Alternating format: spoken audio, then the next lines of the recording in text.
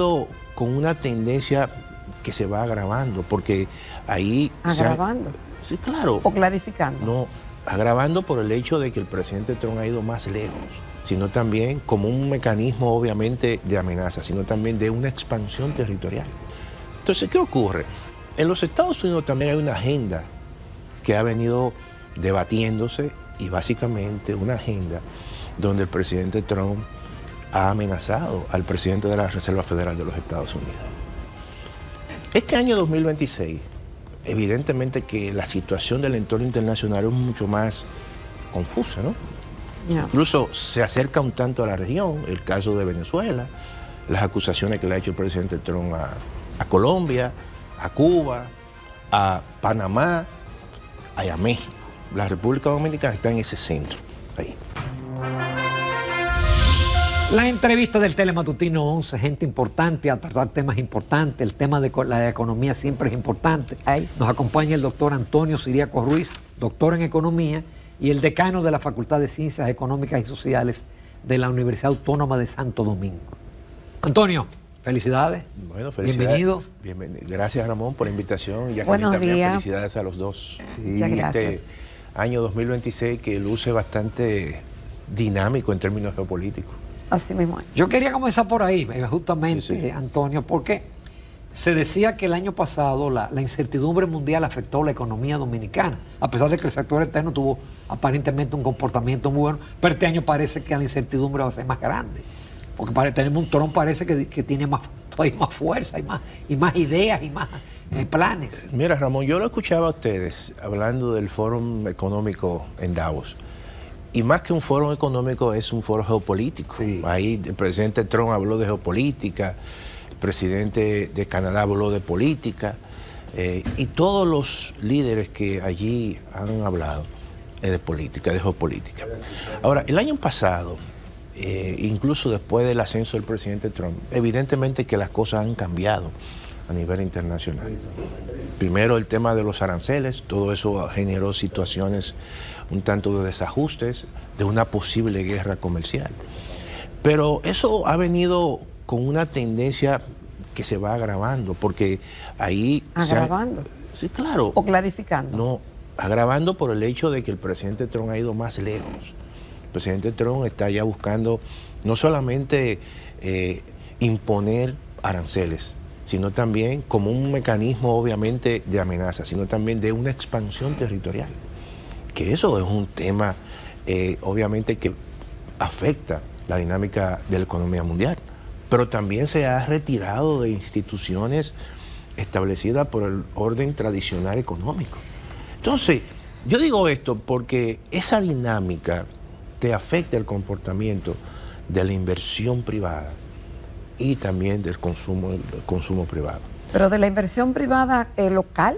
No. ¿O extranjera? Pero déjame seguir explicando. Ya. Entonces, ¿qué ocurre? En los Estados Unidos también hay una agenda que ha venido debatiéndose y básicamente una agenda donde el presidente Trump ha amenazado al presidente de la Reserva Federal de los Estados Unidos. Y eso también genera situaciones a nivel planetario en términos de comportamiento del dólar, comportamiento de tasa de interés, que de una forma u otra la República Dominicana tiene una función de reacción. Por ejemplo, el mantenimiento de tasa de interés relativamente alta el año pasado, obviamente que eso tuvo un impacto en la economía local. Y ahí voy en la inversión privada en la República Dominicana, en el consumo privado, que fueron los dos componentes, que son componentes, quizás lo más grande que tiene el PIB, que tuvieron un proceso de desaceleración con respecto al año 2024. Eso, si tú divides, Jacqueline y Ramón, la economía dominicana en dos grandes sectores, sector privado y sector público. Sector privado, el 80% de la economía, asumiendo que el gasto público representa un 20%, sector público. Esa variable de tasa de interés tiene un impacto en el sector privado. Y cuando tú ves la estructura de la economía dominicana, ¿cuál es el sector de mayor tamaño, de mayor peso en la economía? que tiene un gran nivel de encadenamiento, el sector de la construcción, que es está muy supeditado al comportamiento de las tasas de interés. Eso, de una forma u otra, es un sector que se maneja con mucho crédito y por el lado de la oferta te ralentiza la construcción de nuevas construcciones. Pero por el lado de la demanda, cuando tú vas a un banco a buscar un préstamo para un préstamo hipotecario para comprar una vivienda y las tasas están altas, que también eso ocurre, que te ralentiza la demanda. El sector de la construcción tuvo varios meses creciendo de manera negativa. Pero también hubo un elemento que aquí no se menciona mucho, que fue la política migratoria. En el año 2023, que comenzó un proceso de deportación, obviamente por un tema de documentación, eso también afectó a ese sector. Es un sector que se le dificultó contratar mano de obra, y básicamente mano de obra extranjera, en este caso haitiana. Y eso afectó la dinámica de ese sector. Entonces, vamos al turismo. Tú observas entrada de turistas, visitantes, perfecto. Pero cuando tú ves la tasa de crecimiento de los turistas no residentes, es cada vez menor. Por lo tanto, si tú comparas el desempeño del turismo del año 2025 con respecto al 2024, no tuvo ese gran desempeño. Entonces, son dos elementos que evidentemente, y son dos sectores que tienen un peso importante en la economía dominicana, y eso de una forma u otra explicó el proceso de desaceleración de la economía. Sector privado, vamos al sector público. En esos momentos y en ese ciclo de atonía, cuando hay una caída del sector privado, ¿cuál es la contrapartida para contrarrestar ese ciclo? La inversión pública. ¿Qué pasó con la inversión pública? La inversión pública, su ejecución, aunque su formulación del presupuesto habla de 2.5, pero su ejecución estuvo por debajo prácticamente. En todo el año, por debajo del 2, excepto que cuando se hizo el presupuesto reformulado hubo un repunte. Pero son dos elementos fundamentales que explican ese proceso de crecimiento de la economía dominicana ahora, en el año 2025. Ahora, doctor, hay factores que son controlables Y hay otros que tú no y hay controlas. otros que no se pueden controlar. La naturaleza, por ejemplo, es soberana, no podemos controlarla. Y las guerras y los problemas de geopolítica externos tampoco podemos manejarlos. Sin embargo, localmente sí se pueden hacer cosas. Claro. Y obviamente que una economía internamente robusta puede resistir más los embates de cualquier situación geopolítica internacional. Entonces ahí es donde nos toca hacer la tarea. Y cuando se ausculta la actuación del gobierno, que es quien toma las políticas públicas en materia económica, hay muchas interrogantes. Claro. Una claro. nómina hipertrofiada, baja calidad en el gasto, y muchos sectores como el de la construcción y otros sectores que hay que prestarle atención fueron descuidados. Entonces, mi pregunta es, si usted dice que el panorama 2026 internacionalmente luce igual o más confuso que el 25, a nivel internacional, ¿cuáles tareas deben hacer los gobiernos, pero en este caso la República Dominicana, como para que esos embates no nos den tan duro? Mira, ¿hay tareas que se pueden hacer? No, obviamente, pero vamos a seguir, porque voy a caer en esa pregunta que tú has hecho. Mira, este año 2026, evidentemente que la situación del entorno internacional es mucho más confusa, ¿no? No. Incluso se acerca un tanto a la región, el caso de Venezuela, las acusaciones que le ha hecho el presidente Trump a Colombia, a Cuba, a Panamá, y a México. La República Dominicana está en ese centro. Ahí. ¿Qué ocurre?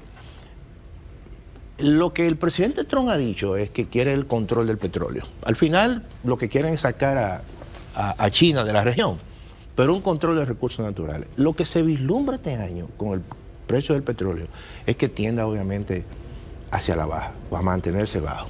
Eso beneficia a la economía dominicana. Pero y el oro subido. Ahí voy. Lo que nos beneficia. Entonces, esa incertidumbre a nivel internacional que está provocando en estos momentos, oye bien, que la deuda pública norteamericana tenga una mayor rentabilidad que la misma bolsa americana, donde básicamente lo que se cotiza es renta variable, que debe ser al revés en el corto plazo. Pero esa incertidumbre evidentemente está haciendo que la gente se vaya a un activo refugio, que es el oro.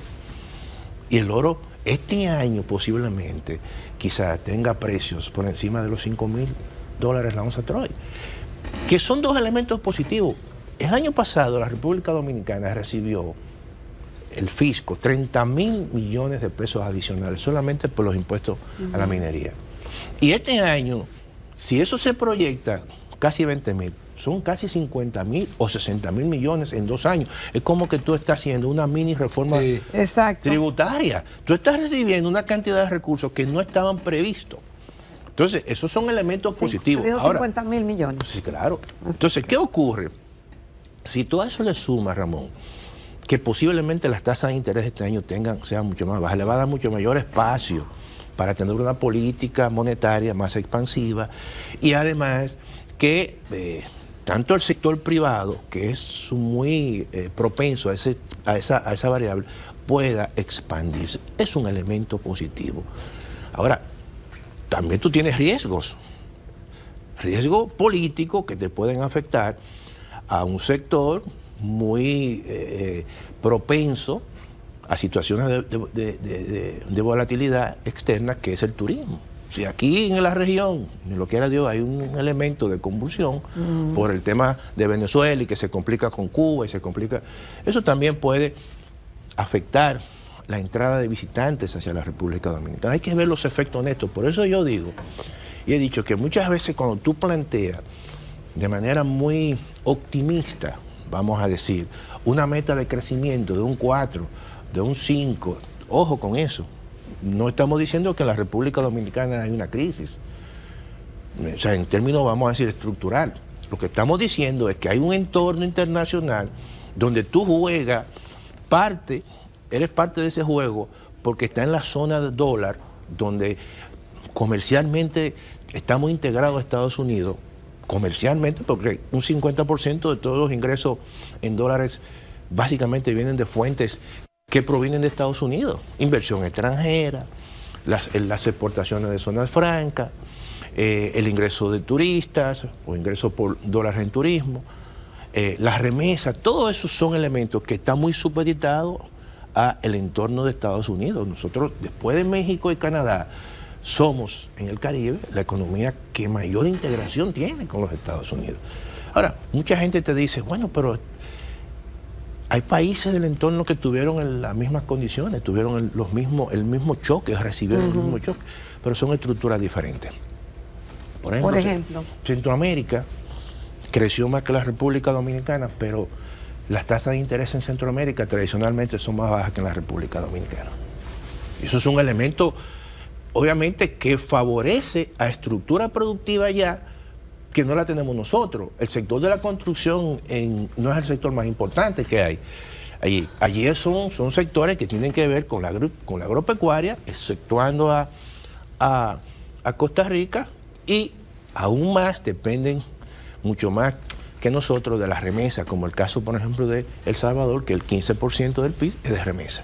Entonces, son choques que se reflejan de manera asimétrica en las economías. Entonces, por eso tú vas a encontrar esa diferencia en términos de tasa de crecimiento. De manera que esos son elementos que nosotros tenemos que tomar en consideración. Siempre reitero, ojo, veamos todo el entorno, le demos seguimiento de manera constante, porque no puede pasar como ocurrió el año pasado, que establecimos una meta de crecimiento de 4.5 y la fuimos obviamente degradando 7 veces. Nos vamos, con tu permiso y los amables televidentes, a una pausa comercial, pero volvemos. Tenemos todavía muchas preguntas para el doctor Antonio Siriaco Cruz. Continuamos en Telematutino 11. Esta mañana estamos conversando con el doctor Antonio Siriaco Cruz, economista y decano de la Facultad de Ciencias Económicas y Sociales de la Universidad Autónoma de Santo Domingo.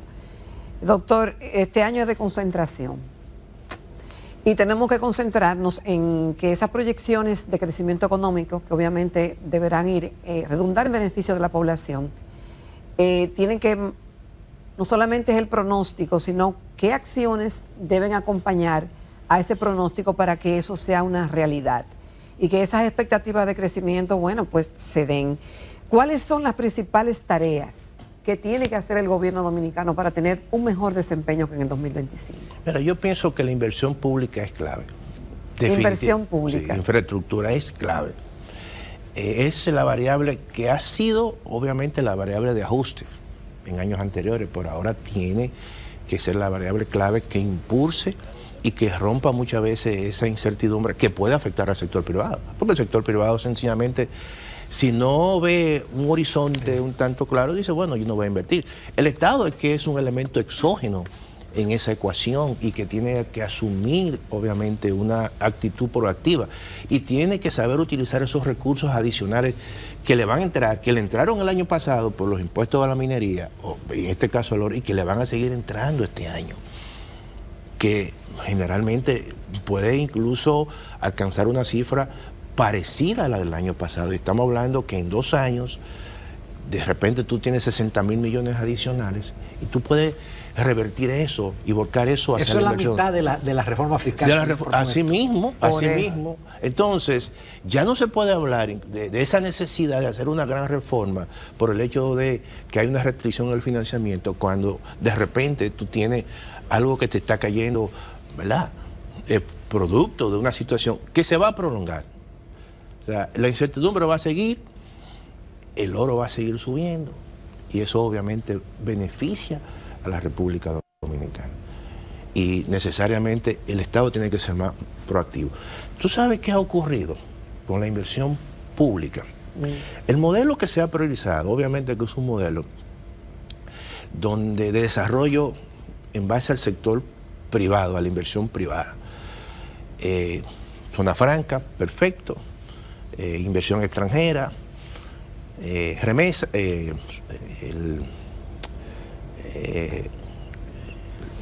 bueno, sector privado, pero se ha... Zona franca. Sí, pero se ha enfatizado en un elemento que no ha funcionado, que es la alianza público-privada. ¿No ha funcionado o no han funcionado las alianzas público-privadas? Hasta ahora no ha habido, en las grandes obras, no ha habido una alianza pública-privada ya es tiempo concreta de ver resultados. Bueno, pero estamos hablando, Jacqueline, de una carretera que se anunció de Lamba que no se ha hecho. O sea, lo que te quiero decir que ese modelo es un modelo donde el sector privado asume que el Estado tiene que asumir riesgos, pero además también que hay una fragmentación institucional en términos de supervisión técnica, de permisos que hay que sacar y una serie de eficiencia en la ejecución, una serie de prerequisitos que no se han cumplido. Y entonces no es verdad que el sector privado, en términos de alianza con un sector público, va a ser muy ágil. Por lo tanto, el sector público tiene que asumir ese papel. Y entonces eso es un elemento que yo creo que le va a dar un beneficio en este año, si se hace, a la economía dominicana. Antonio, en términos de la política monetaria, tú señalas que hay la posibilidad de que bajen la tasa de interés. Claro. Y han bajado. Sí, muchísimo, sí. Pero la pasiva. Eso, es decir, la tasa que pagan los bancos a los depositantes anda por 7%, los certificados, pero la pasiva, la activa, eso ha bajado muy Eso poco. es un tema, porque mantener ese margen, lo que te puede incentivar es precisamente a una mayor demanda de dólares. Porque al final, por ejemplo, muchas de las personas que invierten en certificados, en instrumentos obviamente de más largo plazo, cuando tú le estás pagando tasas muy bajas, entonces lo que sencillamente dicen, bueno, yo me voy a dolarizar. Y el banco tiene, en ese aspecto, tiene que tomar en consideración eso. Por lo tanto... No, y si, perdón, profesor, y si la activa es muy alta, ¿para qué yo voy a invertir? Entonces, con una tasa alta, mejor lo pongo en dólares. Y la activa muy alta lo que hace es que te restringe la inversión y el consumo privado. ¿Qué es? En el caso del consumo privado es el componente más fundamental para el crecimiento de la economía en términos de la demanda, ¿no? ¿Qué factores bajan la tasa de interés? No, yo creo que hay un tema... ¿Es una decisión? No, porque es un mercado que no es un mercado libre. O sea, eso son cosas que yo creo que aquí hay que seguirlo analizando. Aquí, por ejemplo, esto es una economía en muchos casos que es costosa para la gente, porque los mercados, y básicamente el mercado del uso de oferta y demanda de fondos, son mercados que están concentrados en tres grandes instituciones. Y una institución que, quizá la pública, que debe de jugar un rol más activo precisamente para, en términos de inducir a tasas mucho más bajas, se comporta como un banco privado como cualquier otro. Entonces eso mantiene un spread muy alto, no permite competencia y entonces las tasas de interés del mercado, en este caso la activa, son tasas relativamente altas. Esos son temas que son temas mucho más estructurales que en un momento determinado habrá que, en reformas ya mucho más profundas, habrá que trabajar esa parte. Y hay otros mercados también. Eso ocurre también con el mercado de la generación de electricidad. Ahí también hay un tema, a pesar de que se ha incrementado la oferta de energía, pero también hay un tema de estructura de mercado que debería ser un precio que desde la generación a la distribución más bajo. Y también eso penaliza, al margen de los problemas que tienen la distribuidora, pero eso penaliza a la distribuidora porque asumen precios altos. Entonces, ante una imposibilidad que tiene la distribuidora de no cobrar lo que facturan, entonces eso hace que el déficit sea mucho mayor. 110.000 millones. Y eso está estudiado. El año pasado. Sí, 110.000 millones.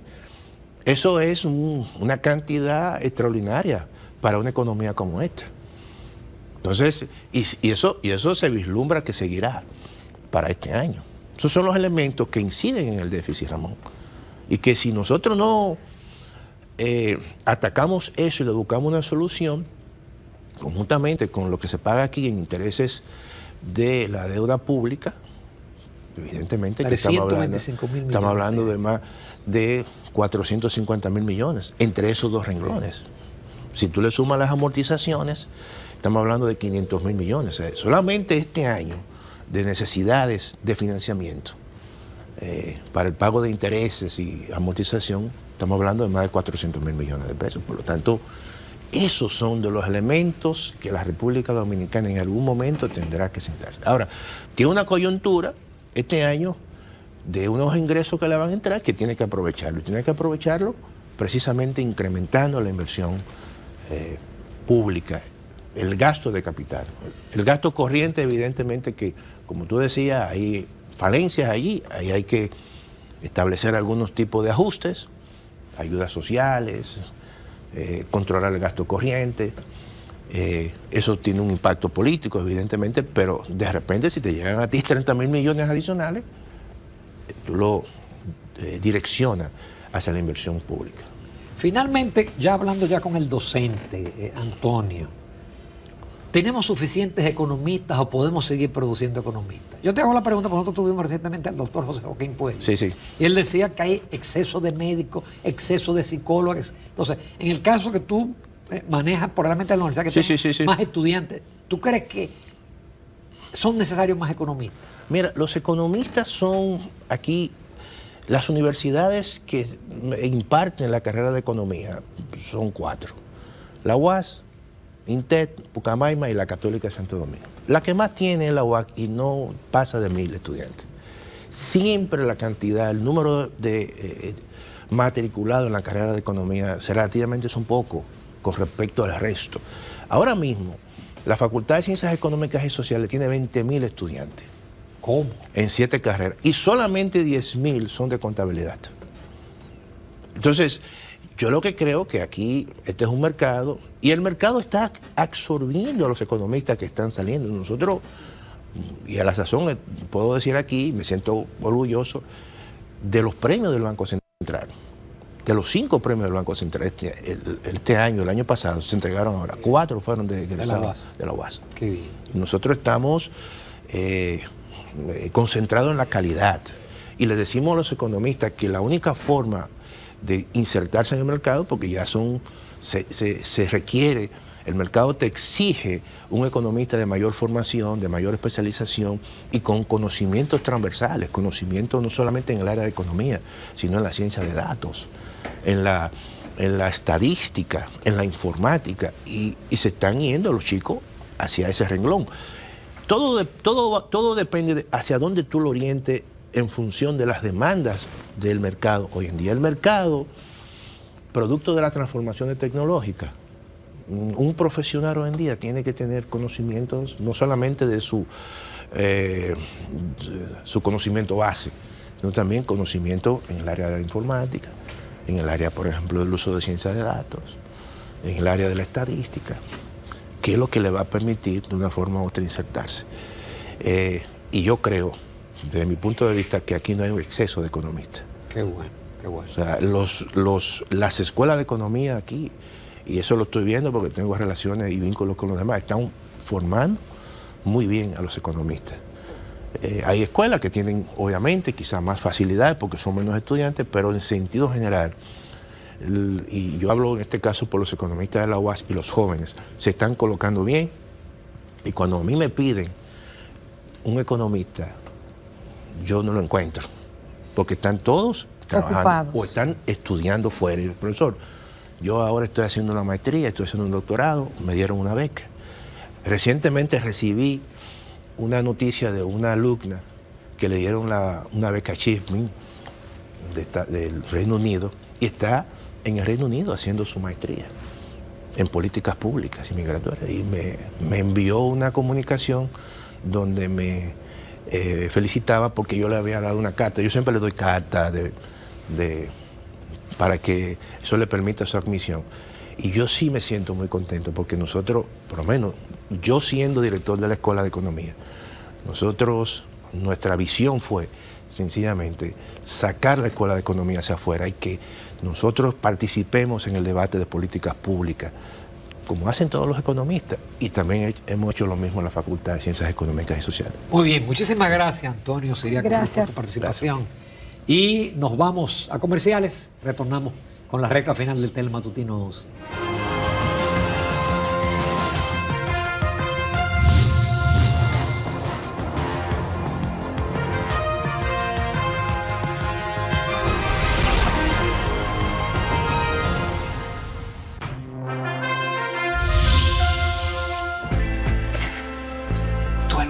Esto es mío. Claro que yo puedo. En mi proyecto somos curiosos, valiente, luchador y soñador. Hay que soñar en grande. Y yo sueño con lo más grande. Si hablamos de honestidad, vayan y pregunten. porque yo soy honesta de verdad. Nunca dejo de pensar en lo demás. Así soy yo. Así soy. Porque yo soy de aquí. De aquí. Y por eso Yo soy invencible. Cuando los dominicanos creemos en nosotros mismos, somos invencibles. Lo sabemos porque somos Banreservas, el banco de todos los dominicanos.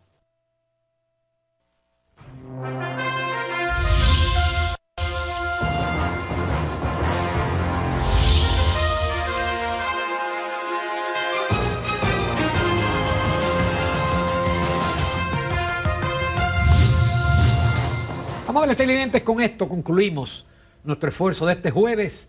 Los invitamos a que nos veamos mañana a las 8 de la mañana en el Telematutino 11 o en YouTube. Usted lo ve a cualquier momento. Bueno, señores, que pasen un excelente jueves y nos vemos mañana, Dios mediante. Hasta entonces.